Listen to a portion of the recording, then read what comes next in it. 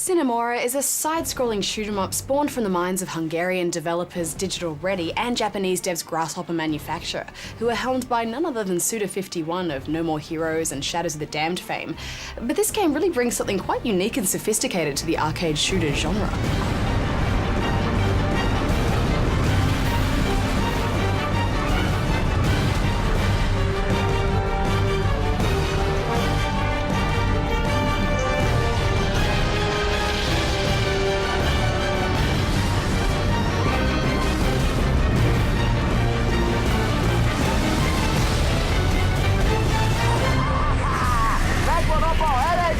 The story is surprisingly complex. It's all voiced in Hungarian, but it's written in English in between stages for you to follow along. The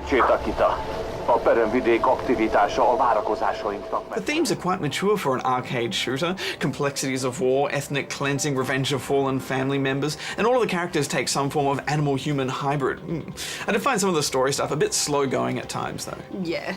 Playing through the campaign in story mode offers two difficulty settings, normal and challenging for arcade shooter veterans. But even on normal difficulty, this game is pretty tough. The screen is virtually cluttered with bullets, planes, tanks and turrets at all times, and staying alive will require some quick reflexes and crafty flying. Luckily, there's a number of interesting mechanics for you to utilize here, the first of which is the use of time. You begin the game with a number of credits or lives, but instead of a health bar, you have seconds on the clock. For each enemy you take down, time is added to your clock, but for every hit you take, time is taken away. When your seconds run out, you die. Make it through and your time mass is stabilized until the next stage.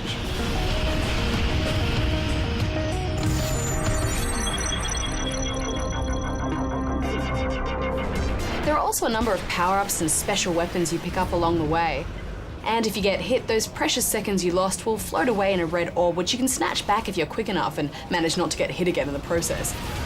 Normally with these kind of games, I associate 3 hits and then you're out, and it always feels a bit unfair, but this was such a great idea. Yeah, and there's also this really great time-slowing mechanic, which just adds to make the whole experience so much more enjoyable rather than taxing.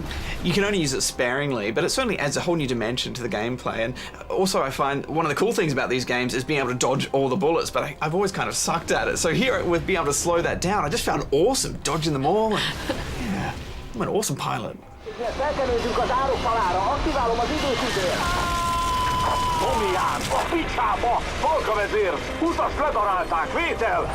There's some pretty crazy stuff happening on screen, particularly in some of those nightmarish boss fights. And this is where those special weapon pickups and the time slowing function really come in handy. Oh, those boss battles were brutal. It's absolutely chaotic. Bullets spray in near impossible to dodge waves and will often spawn bullets that will then spray out their own patterned waves of bullet fireworks.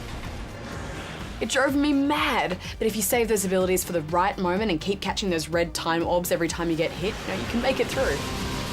And how good is the look of this game? It's so beautiful, and stage after stage just varies. It's all 3D graphics with a 2D plane, which is being dubbed 2.5D. And it reminded me a lot of Shadow Complex, which was a modern 2D action adventure. And this is definitely a modern side-scrolling shooter.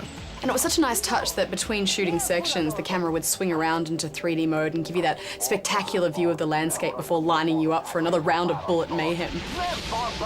Just really artfully done, and so nice to see in an arcade shooter like this. The gameplay doesn't vary that much, though. For the most part, it's just shooting down planes, avoiding bullets, and taking on boss fights.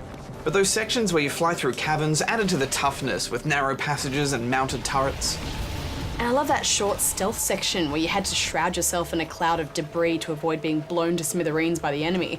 But there are some tough areas involving underwater mines and others that have lasers that nearly had me rage quitting.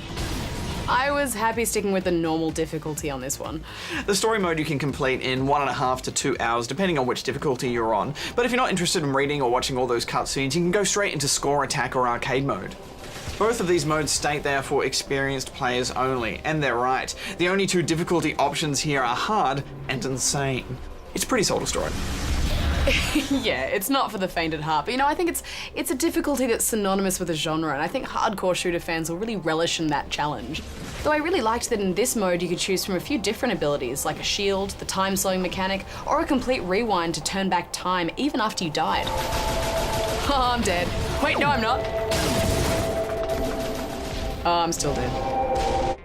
Well, what are you giving it, Hex? Well, I thought this was a really classy take on the old shoot 'em up badge, although I have to say that I really didn't get into that story much. But I'm giving it 8 out of 10. I'm giving it 9. Awesome.